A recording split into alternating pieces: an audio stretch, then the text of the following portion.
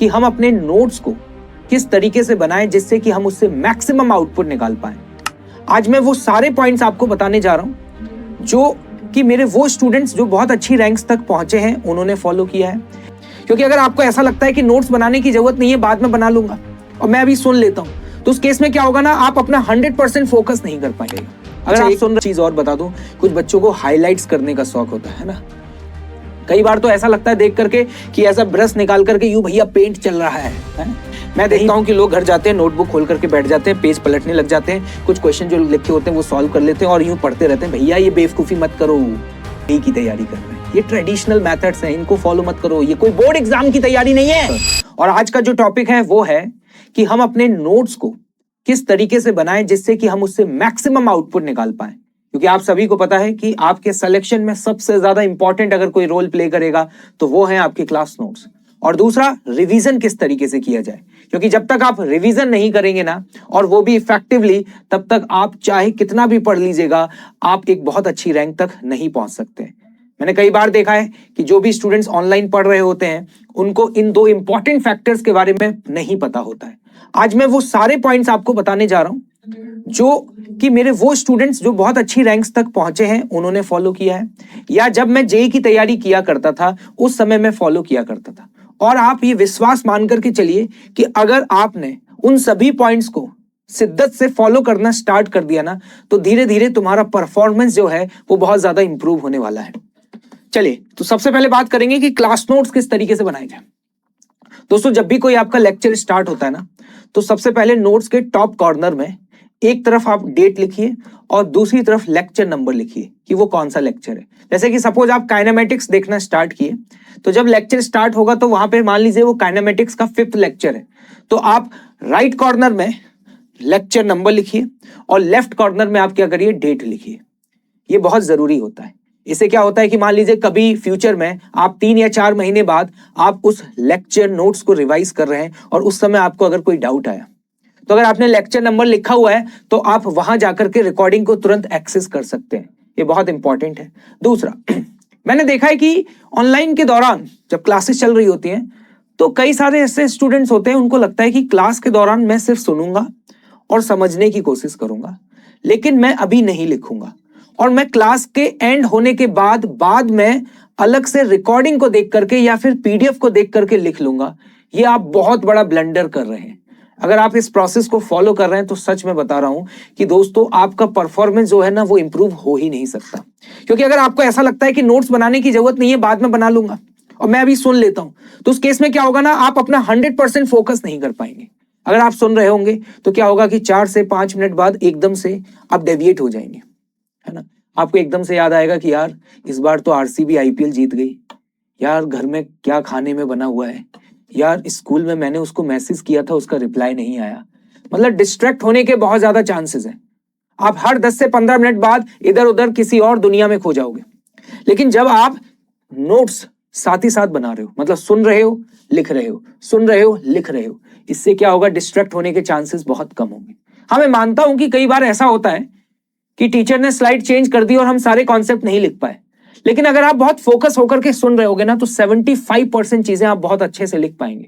और हमेशा एक चीज का ध्यान रखना कि पहले सुना करो कि टीचर ने क्या बोला है, ठीक है। सुनने के बाद फिर लिखा करो। मैं कई बार देखता हूं कि स्टूडेंट्स या तो सिर्फ लिखते ही रहते हैं, सुनने पे फोकस ही नहीं होता। नहीं, आप सुने और ब्रेन में उस चीज को रिकॉल करें और फिर लिखें। इस तरीके से करने से क्या होगा कि आपकी बॉडी की पूरी एनर्जी जो है वो उस लेक्चर में डिवोट हो रही होगी, उससे डिस्ट्रैक्शन के चांसेस बहुत कम होंगे। और दूसरा कि आपके पैरेलली नोट्स भी बनते जाएंगे, और साथ ही साथ में क्या होगा पता है, कि आपको चीजें लंबे समय तक याद रहेंगी। अब नोट्स में क्या क्या होना चाहिए ये बहुत इंपॉर्टेंट है कि सर नोट्स में क्या क्या लिखूं। देखो, नोट्स में आपकी सारी जितनी भी चीजें वहां पे बताई जा रही है ना, उन सब की डेफिनेशंस होनी चाहिए। क्या होनी चाहिए? डेफिनेशंस होनी चाहिए, ठीक है। जितने भी डेरिवेशंस बताए जा रहे हैं वो सारे डेरिवेशन आपको अपने नोट्स में लिखने होते हैं, ठीक है। ये इंपॉर्टेंट है क्योंकि आगे चल करके आपको बोर्ड एग्जाम्स देने हैं, वहां पे ये डेफिनेशंस डेरिवेशंस बहुत काम आती है। अब आप बोर्ड एग्जाम के लिए अलग से नोट्स थोड़ी ना बनाओगे यार, है ना। अगर हम जेई की तैयारी कर रहे हैं तो हमारी जेई की तैयारी और बोर्ड की तैयारी ये पैरेलल चल रही होती है। तो हमें जो भी डेफिनेशंस क्लास में लिखवाई जा रही है साथ ही साथ लिखते जाएंगे, डेरिवेशन जो कराए जा रहे हैं पैरेलली हम लोग करते रहेंगे। और अब बात आती है सर क्वेश्चंस लिखने या नहीं लिखने, ये बहुत बड़ा इंपॉर्टेंट मुद्दा है। देखो सुनो, अगर क्लास में टीचर खुद उस क्वेश्चन को लिख रहा है तो जरूर लिखो। कुछ क्वेश्चंस ऐसे होते हैं क्योंकि हमें नंबर ऑफ क्वेश्चन ज्यादा कराने होते हैं, ऑनलाइन में प्रैक्टिस ज्यादा करनी पड़ती है क्योंकि वहां पर हम इंटरेक्ट बहुत ज्यादा नहीं कर पाते हैं। तो कुछ क्वेश्चंस जो होते हैं वो टीचर्स आपके टाइप्ड फॉर्मेट में लेकर के आते हैं, जैसे कि पीवाईक्यूज वगैरह टाइप्ड फॉर्मेट में होते हैं। और एडवांस के पॉइंट ऑफ व्यू से देखें तो एडवांस में बहुत सारे क्वेश्चंस आपने देखा होगा कॉम्प्रिहेंशन बेस्ड क्वेश्चंस होते हैं। बोलो एग्री करते हो? तो वो जो टाइप्ड क्वेश्चंस होते हैं ना उनको नोट नहीं करना होता है, मैं आपको ये बताना चाह रहा हूं। क्योंकि अगर उन टाइप्ड क्वेश्चन को आप नोट करने लग गए ना तो आपकी एनर्जी क्वेश्चन सॉल्विंग की बजाय क्वेश्चंस को छापने में चली जाएगी और इस तरीके से आप अपने जीवन का बहुत कीमती समय वेस्ट कर रहे होंगे। हमें अपनी एनर्जी जो है वो किन चीजों में लगानी है? कॉन्सेप्ट्स को सीखने में लगानी है, फॉर्मूलों को याद करने में लगानी है और ज्यादा से ज्यादा क्वेश्चन प्रैक्टिस पर हमें ध्यान देना है। ये सबसे ज्यादा इंपॉर्टेंट होता है हमारे लिए।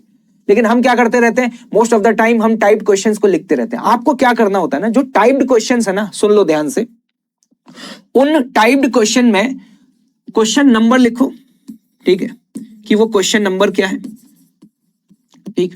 और साथ ही साथ उस क्वेश्चन में जो डेटा गिवन है, जैसे मान लीजिए कोई ऐसा क्वेश्चन दिया है जिसमें मास दिया है, आपको लेंथ दी गई है, वेलोसिटी दी गई है सपोज, तो वो डेटा लिखिए और उस क्वेश्चन को सॉल्व करिए।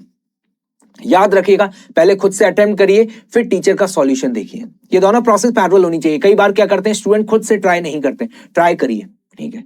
और मैंने ये भी देखा है कि कई बार स्टूडेंट जब खुद से ट्राई करते हैं तो पैरेलल बगल में कोई वो दूसरी कॉपी रखते हैं और उसमें ट्राई कर रहे होते हैं। भाई साहब ये बहुत बड़ी गलती करते हैं क्योंकि उनको लगता है यार अगर गलत हो गया तो मुझे काटना पड़ जाएगा और अगर मैंने काट दिया तो मेरे नोट्स सुंदर नहीं दिखेंगे। नोट्स का सुंदर दिखना इंपॉर्टेंट नहीं है। ये नोट्स के आपको कोई असाइनमेंट के मार्क्स नहीं मिलेंगे, ये नोट्स आपके खुद के हैं, आपकी राइटिंग कैसी भी हो। हमारे नोट्स सुंदर नहीं होने चाहिए। हमारे नोट्स जो हैं उसमें हर वो चीज जो क्लास के दौरान बताई गई है वो लिखी होनी चाहिए, ठीक है। तो पॉइंट इज दैट कि जो डेटा गिवन है वो लिखिए, आपने जो सॉल्व किया वो भी लिखिए। अगर आपने कहीं पे कोई मिस्टेक करी है तो आप उसको ऐसे गोला कर दीजिए और बगल में जब टीचर उसको सॉल्व करता है तो वो सॉल्यूशन भी लिखिए। इससे पता है क्या होगा, जब कल आप रिवाइज करने जाओगे ना तो आपको पता होगा कि आपने कहां पे मिस्टेक्स की थी। और जब आपको पता होगा कि आपने ये मिस्टेक की है तो उसका फायदा पता है कहां पे मिलेगा? उसका फायदा आपको सिली एरर्स को मिनिमाइज करने में मिलेगा। जैसे कई बार हम कहते हैं ना कि सर क्लासेस जब हम टेस्ट देते हैं तो उस दौरान हमसे बहुत सारे सिली एरर्स होते हैं। तो भाई वो सिली एरर्स क्यों हो रहे हैं? क्योंकि आप अपनी गलतियों से नहीं सीख रहे। तो हमसे जो भी मिस्टेक्स हो रही है वो हमेशा हमें ऐसे मार्क करके रखनी चाहिए, सॉल्यूशंस लिखिए। तो टाइप्ड क्वेश्चंस को मत लिखिए। हाँ, अगर कोई एक ऐसा टाइप्ड क्वेश्चन है कि टीचर ने कहा बहुत ही इंपॉर्टेंट है, ऐसा क्वेश्चन अगले साल आ सकता है, तो अगर टीचर बार बार किसी एक पर्टिकुलर क्वेश्चन पे एम्फेसाइज कर रहा है या फिर वो क्वेश्चन जो है उससे हमें एक बहुत ही इंपॉर्टेंट कुछ नया सीखने को मिला, तो इन दैट सिचुएशन आप लिख सकते हैं। समझ में आया? और जो क्लास में क्वेश्चन लिखे जाए वो तो आपको लिखने ही लिखने हैं, ठीक है भाई। तो ये पैरेलल प्रोसेस आपको फॉलो करनी है भाई। कोई भी लेक्चर के बाद नोट्स ना बनाए, कोशिश करें लेक्चर के दौरान ही अपने नोट्स को बनाने की। मैं ये नहीं कह रहा कि आपके 100% नोट्स बन जाएंगे, थोड़ी बहुत कमी कहीं भी रह जाएगी, उसको हम बाद में कवर कर सकते हैं। और एक और काम करना है, जैसे ही कोई भी लेक्चर खत्म होता है उस लेक्चर के खत्म होने के बाद आपको अपने नोटबुक में कम से कम एक पेज ब्लैंक छोड़ देना है। अब आप सोच रहे होंगे सर इससे तो बर्बादी होगी। नहीं नहीं, एक्चुअली में क्या होता है कि जब हम उस चैप्टर में आगे बढ़ते हैं तो कई सारे कॉन्सेप्ट्स हमें धीरे धीरे और भी समझ में आने लगते हैं, या जब हम क्वेश्चन प्रैक्टिस करते हैं या किसी रेफरेंस बुक को पढ़ रहे होते हैं तो वहां से कोई कॉन्सेप्ट या कोई ट्रिक हमें पता चलती है। तो हर लेक्चर के बाद अगर आपके पास एक ब्लैंक पेज होगा तो वो इंपॉर्टेंट कॉन्सेप्ट या इंपॉर्टेंट ट्रिक जो होगी वो वहां पे आप लिख पाएंगे। और लिखना बहुत जरूरी होता है क्योंकि आप जिस एग्जाम की तैयारी कर रहे हैं वो 4 या 5 दिन बाद नहीं है, वो यहां पर आपके कई महीनों बाद होने वाला है। समझ रहे हैं? तो हर लेक्चर के बाद एक ब्लैंक पेज जरूर छोड़ना है, आप सभी को दिमाग में रखिए। और आपको अपने क्लास नोट्स में हर वो कॉन्सेप्ट जरूर मेंशन करना है जो टीचर ने बोला है कि ये बहुत इंपॉर्टेंट है। अब टीचर ने कोई डेरिवेशन के एक फॉर्मूला लिखा, बोला यार ये फॉर्मूला बहुत इंपॉर्टेंट है, इस पे क्वेश्चंस आते हैं, फॉर्मूले को ब्रैकेट के अंदर बंद कर दो। मतलब ये तुम्हारा कोड वर्ड होना चाहिए कि जो भी चीज ब्रैकेट के अंदर बंद हो रही है वो दिमाग के अंदर फ्रीज हो रही है। क्योंकि ये ब्रैकेट के अंदर क्यों बंद कर रहा है अभी आगे बताऊंगा, क्योंकि बाद में हमें शॉर्ट नोट्स भी बनाने हैं। क्या बनाने हैं? शॉर्ट नोट्स भी बनाने हैं, उस पर भी मैं चर्चा करूंगा। अभी आते हैं थोड़ी देर में। नेक्स्ट, कुछ लोग होता है रफ और फेयर नोटबुक। भाई ये क्या होता है? सर मैं पहले अभी रफ में लिखूंगा नोट, बाद में मैं लेक्चर की पीडीएफ से फेयर नोट्स बनाऊंगा। भाई जेई की तैयारी कर रहे हो, मजाक मत बनाओ, इतना समय नहीं होता। यहाँ पे हमें मल्टीपल अलग अलग प्रोफाइल के क्वेश्चंस की प्रैक्टिस करनी होती है। ये रफ और फेयर नोटबुक इन सब चक्करों में नहीं पढ़ना यार, please. I am requesting to everyone, एक ही नोटबुक होगी, चाहे आप उसे रफ बोलो चाहे आप उसे फेयर बोलो, ठीक है? नोटबुक आपकी है, ये रफ फेयर दो दो कॉपियां नहीं बनानी होती भाई। अपना समय नोट्स बनाने में मत लगाओ। आप किसी आर्ट्स के एग्जाम की तैयारी नहीं कर रहे हो, आप जेई के एग्जाम की तैयारी कर रहे हो, ठीक है? नेक्स्ट है कितना काउंट होना चाहिए, कितनी नोटबुक बनानी है। देखो एक तो आपके क्लास नोट्स होंगे, एक क्या होंगे? आपके क्लास नोट्स होंगे, याद रखना भाई।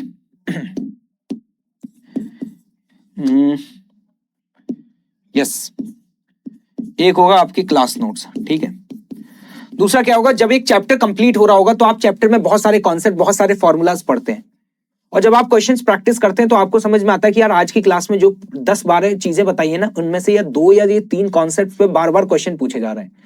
तो उनको हम क्या करते हैं? पहले ब्रैकेट्स के अंदर बंद करते जाते हैं, और बाद में हमें क्या करना होता है? जब वो चैप्टर कंप्लीट हो जाता है तो हमें एक तो शॉर्ट नोट्स बनाने होते हैं। ये शॉर्ट नोट्स तुम्हें अभी काम नहीं आएंगे बहुत ज्यादा, लेकिन बाद में रिवीजन के दौरान दोस्तों ये शॉर्ट नोट्स जो है ना वो तुम्हारी बहुत ज्यादा हेल्प कर रहे होंगे, ठीक है? लेकिन शॉर्ट नोट्स चैप्टर के साथ में नहीं बनाने, जब वो चैप्टर कंप्लीट हो जाता है उसके बाद बनाने। शॉर्ट नोट्स आपके खुद के होने चाहिए, याद रखना, क्योंकि आपको खुद पता है कि आपके नोटबुक में क्या क्या इंपॉर्टेंट है। शॉर्ट नोट्स में क्या सब क्वेश्चन होने चाहिए? नहीं। शॉर्ट नोट्स में क्या होना चाहिए? शॉर्ट नोट्स में होने चाहिए इंपॉर्टेंट फॉर्मूलाज, कोई इंपॉर्टेंट कॉन्सेप्ट है तो वो होना चाहिए, कोई ग्राफ वगैरह है तो वो होना चाहिए जो कि इंपॉर्टेंट है। समझ में आया?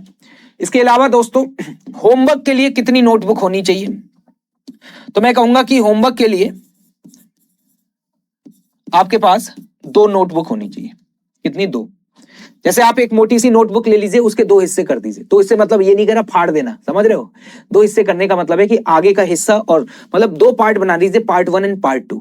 तो जैसे आपने 2 नोटबुक ली, तो एक नोटबुक में क्या करिए कि आप जो भी डीपीपीस करते हैं या जो भी मॉड्यूल्स करते हैं उसको उसमें सॉल्व करिए। और जब भी आप कोई भी डीपीपी सॉल्व करने जा रहे हैं ना, तो वहां पे पेज पे लिखिए कि ये डीपीपी नंबर 15 है।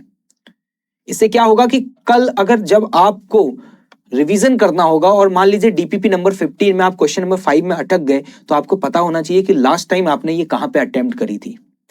हम लोग क्या है कि ऐसे ही रफली करते रहते हैं दोस्तों, इससे बहुत दिक्कत होती है। बाद में रिवीजन कैसे करोगे?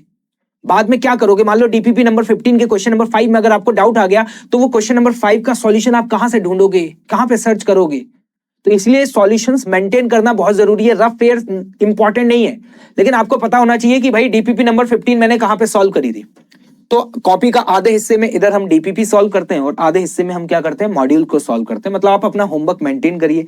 और जो दूसरी नोटबुक है, उस नोटबुक में आप जो भी एडिशनल मटेरियल सॉल्व कर रहे हैं या कोई रेफरेंस बुक सॉल्व कर रहे हैं या पीवाईक्यूज वगैरह कर रहे हैं, तो आप उसके लिए उस वाली बुक को रेफर करिए, ठीक है जी? तो भाई 2 होमवर्क की नोटबुक आप रख सकते हैं, एक क्लास नोट्स रखिए, शॉर्ट नोट्स बनाइए, ठीक है? ये है पूरा प्रोसेस। इस तरीके से अगर आप करेंगे तो भाई मेरा मानना है कि आप अपना मैक्सिमम आउटपुट निकाल पाएंगे, क्योंकि एट द एंड आपका रिजल्ट मैटर करेगा। अच्छा एक चीज और बता दूं, कुछ बच्चों को हाईलाइट्स करने का शौक होता है ना, मतलब अपने नोट्स को एकदम बिल्कुल कलरफुल बना देते हैं। ऐसा लगता है कि भाई साहब सतरंगी एकदम होता है ना कि रेनबो बना दिया। कई बार तो ऐसा लगता है देख करके कि ऐसा ब्रश निकाल करके यूं भैया पेंट चल रहा है? कहीं पे लाल, हरा, पीला, नीला, मेरा भाई ब्यूटीफुल है। क्या भाई क्या कर रहे हो? नहीं नहीं, हाईलाइटर अगर आप यूज करते हो तो उसका सही तरीके से यूज करो। हाईलाइट उसी फॉर्मूला या उसी कॉन्सेप्ट को करो जिस पर टीचर तुम्हें क्लास में कह रहा है बहुत इंपॉर्टेंट है, ये दिमाग में फीड करो, इस पे सवाल आ चुका है। या फिर जब तुम क्वेश्चन प्रैक्टिस कर रहे थे तो तुमने देखा कि यार ये फॉर्मूला बार बार यूज हो रहा है। जब तुम क्वेश्चन सॉल्व कर रहे हो, तुमने 10 में से 4 सवाल एक ही फॉर्मूले पे देखे, तो वहां पे चीजों को हाईलाइट करो। ये नहीं है कि भाई साहब पूरी नोटबुक ही कलरफुल कर रखी है, पता चले कि भैया चलो भैया कलर करेंगे, ओहो यहाँ पे लाल कर दिया, फिर उसके नीचे यहाँ पे हरा कर दिया। ओ भाई ये सब नहीं करना है, नहीं नहीं प्लीज, ठीक है? इससे क्या होगा कि अदरवाइज दिखने में वो भले तुम्हें अच्छे लग रहे हो लेकिन वो तुम्हारे काम नहीं आ पाएंगे, है ना। और आपको वहां से मैक्सिमम आउटपुट निकालना है। तो आई होप आप सभी को समझ में आ गया होगा क्या करना है। एक बार मैं क्विक रिवाइज करा देता हूं दोस्तों। जब भी कोई लेक्चर स्टार्ट होगा डेट और लेक्चर नंबर जरूर मेंशन करिएगा। नोट्स क्लास के साथ ही साथ जरूर बनाइए। जितनी भी डेफिनेशंस हैं, जितनी भी डेरिवेशन है, साथ ही साथ लिखने की कोशिश करिए। मैं ये नहीं कह रहा हूं कि आप सारी चीजें लिख पाएंगे, लेकिन कोशिश करेंगे तो मेरा मानना यह है कि एटलीस्ट 60 to 70% नोट्स जो है वो क्लास के दौरान बन जाएंगे और आपका टाइम सेव होगा। नोट्स दिखने में भले सुंदर ना हो, लेकिन नोट्स में हर वो कॉन्सेप्ट जरूर होना चाहिए जो क्लास में आपको पढ़ाया गया है। टाइप क्वेश्चन सारे लिखने की बिल्कुल जरूरत नहीं होती है। टाइप क्वेश्चंस के सॉल्यूशंस जरूर लिखिए, क्वेश्चन नंबर जरूर आप मेंशन कर दीजिए। और इसके अलावा जो भी आप क्वेश्चन को सॉल्व कर रहे हैं ड्यूरिंग द लाइव क्लासेस या क्लासेस के बाद, तो वहां पर याद रखिएगा कि जो भी जहां भी मिस्टेक्स हो रही है उनको मार्क करिए। और हर लेक्चर के बाद एक ब्लैंक पेपर छोड़ना है। और जब वो पूरा चैप्टर खत्म हो जाता है, एक और बात सुन लेना, जब वो पूरा चैप्टर कंप्लीट हो जाता है तो उस चैप्टर के कंप्लीट होने के बाद भी क्या करना है, कम से कम 4 से 5 पेज आपको ब्लैंक छोड़ने हैं। पीछे वाली जनता सोच रही है ले बर्बादी करवा रहे हैं सर। एक और पॉइंट ऐड कर दीजिएगा, ब्लैंक पेजेस कम से कम 4 से 5। क्यों, ये मैं क्यों बोल रहा हूं, क्योंकि दोस्तों आप जब भी कोई चैप्टर कंप्लीट हो जाएगा उसके बाद आप अपने बोर्ड एग्जाम्स के लिए कोई ना कोई रेफरेंस बुक को फॉलो करोगे, एनसीईआरटी वगैरह पढ़ोगे। तो जब आप एनसीईआरटी पढ़ोगे, मान लीजिए एनसीईआरटी में आपको कोई एक पर्टिकुलर लाइन बड़ी फेवरेट लगी, आपको लगा यार ये बहुत इंपॉर्टेंट है, तो लिखोगे कहां, उसके लिए आप अलग से नोटबुक बनाओगे नहीं। इसीलिए आपसे कह रहा हूं कि जब कोई भी चैप्टर बाइंड अप होता है तो प्लीज मेक मतलब लेफ्ट कर दीजिए कितने, 4 से 5 पेजेस। ये आपको धीरे धीरे समझ में आना स्टार्ट होगा। तो ये तो कहानी थी कि पूरे कि how to make the class notes. अगला आते हैं रिवीजन। भैया बिना रिवीजन के कुछ नहीं होता। जीवन में तुम कितनी भी मेहनत कर लेना, अगर तुम रिवाइज नहीं कर रहे हो तो आप कुछ सीख ही नहीं सकते। क्योंकि जब हम रिवीजन करते हैं ना तो धीरे धीरे धीरे हमारे कॉन्सेप्ट और ज्यादा क्लियर होते हैं और साथ ही साथ हमें चीजें और ज्यादा बेहतर तरीके से समझ में आना स्टार्ट होती हैं। लेकिन रिवीजन करना कैसे होता है, सबसे पहले तो हमें अपने क्लास नोट्स को कैसे रिवाइज करना है घर जाकर के। आप लोग सभी लोग क्लास नोट्स को रिवाइज करते होंगे घर जाकर के, है ना। क्लास में जो भी पढ़ाया जाता होगा, मैं देखता हूं कि लोग घर जाते हैं, नोटबुक खोल करके बैठ जाते हैं, पेज पलटने लग जाते हैं, कुछ क्वेश्चन जो लिखे होते हैं वो सॉल्व कर लेते हैं और यूं पढ़ते रहते हैं। भैया ये बेवकूफी मत करो, स्मार्ट बनना पड़ेगा। जेई की तैयारी कर रहे हैं, ये ट्रेडिशनल मेथड्स हैं, इनको फॉलो मत करो। ये कोई बोर्ड एग्जाम की तैयारी नहीं है, ये तेरे जेई एग्जाम की तैयारी है। सुनना ध्यान से, घर जाके जब क्लास नोट्स को रिवाइज करना है तो क्या करना है, सुन। घर गए, एकदम से रिकॉल करो कि आज क्लास में क्या पढ़ाया गया था और एक अपनी नोटबुक लेकर के बैठ जाओ, ठीक है। मतलब आपका कोई भी ब्लैंक पेपर हो सकता है, ठीक है। और उस पर लिखना स्टार्ट करो कि आज क्लास में क्या पढ़ा है। जैसे मान लीजिए आपके क्लास में इलेक्ट्रोस्टैटिक्स चल रहा है और इलेक्ट्रोस्टैटिक्स में जो अभी जो टॉपिक चल रहा है वो कंडक्टर है, तो सोचो कि आज क्लास में क्या पढ़ा है। And you will try to think, तो कुछ भी याद नहीं आएगा, दिमाग पे एकदम से बहुत ज्यादा स्ट्रेस पड़ेगा और दिमाग एकदम से ब्लैंक होने लग जाएगा। लेकिन थोड़ा सा जोर डालोगे तो क्लास में कोई ना कोई कहानी याद आ जाएगी, कोई जोक याद आ जाएगा, क्योंकि ये सारी चीजें हमें हमेशा याद रहती हैं, है ना। वहां से क्या करेंगे, आपको एक लिंक मिलेगा। क्या मिलेगा, लिंक मिलेगा। और इस तरीके से लिंक कनेक्ट होते जाएंगे। और ट्रस्ट मी, अगर आपने, इसे बोलते हैं ब्रेन स्टॉर्मिंग। ब्रेन स्टॉर्मिंग में क्या होता है भाई साहब, दिमाग का झाग निकलना शुरू होता है। इस ब्रेन स्टॉर्मिंग में आपको देने हैं कम से कम 20 से 25 मिनट बिना नोटबुक देखे। आप नोटबुक नहीं देख रहे, सिर्फ रिकॉल कर रहे हैं, फॉर्मूलों को लिख रहे हैं। हो सकता है फॉर्मूला गलत ही लिख रहे हो, लेकिन दिमाग पे जोर डाल रहे हैं। ट्रस्ट मी, आपको मजा आएगा और थोड़ा सा दर्द भी होगा, लेकिन यही दर्द तुम्हें और ज्यादा मजबूत बनाएगा। 20 से 25 मिनट ब्रेन स्टॉर्मिंग करने के बाद फिर क्या करना है, उसके बाद फिर जाकर के तुम अपने क्लास नोट्स को ओपन करो, ठीक है। और ये देखो, जो भी चीजें तुमने रिकॉल करी हैं, इसको बोलते हैं रिकॉल करना, ठीक है। जो भी चीजें तुमने रिकॉल कर करके लिखी है, क्या वो सही है या नहीं है। हो सकता है उसमें कहीं पे कोई गड़बड़ हो, कोई फॉर्मूले में स्क्वायर की जगह आपने क्यूब कर दिया हो, तो इसका मतलब है ये वो चीजें जो तुम भूल गए थे उसको हाईलाइट कर दो, वहां पे मेंशन कर लो कि यहाँ स्क्वायर होगा, ठीक है। इसके अलावा ऐसी भी बहुत सारी चीजें हो सकती हैं जो आप रिकॉल नहीं कर पाओगे। मान लो आपने दिमाग पे बहुत जोर डाला और क्लास में जो पढ़ाया गया था उसमें से 20 से 25 मिनट में आप सिर्फ 60% चीजें ही रिकॉल कर पाए, मतलब 40% चीजें मेरे लाडले तुम्हें याद ही नहीं आ रही हैं। तो क्या है, इसका मतलब है वो 40% वो चीजें हैं जो मेरा दिमाग अभी तक एब्जॉर्ब नहीं कर पाया, मतलब जिनके भूलने की संभावना बहुत ज्यादा है। तो इसका मतलब है उस पर एम्फेसाइज करो, दोबारा से पढ़ो, अंडरलाइन करो, बोल बोल करके पढ़ो। इस तरीके से पढ़ा करो जैसे कि तुम्हारे सामने कोई तुम्हारा छोटा भाई बहन बैठा हुआ है और तुम उसे समझा रहे हो। इस तरीके से पढ़ने से क्या होता है कि तुम्हारे कॉन्सेप्ट और ज्यादा क्लियर होने लग जाते हैं, क्योंकि आप उसी चीज को समझा सकते हो जो तुम्हें खुद आती हो। और अगर तुम नहीं समझा पा रहे हो तो इसका मतलब यह है कि तुम्हें खुद नहीं आती है, तो तुम्हें और एफर्ट्स करने पड़ेंगे।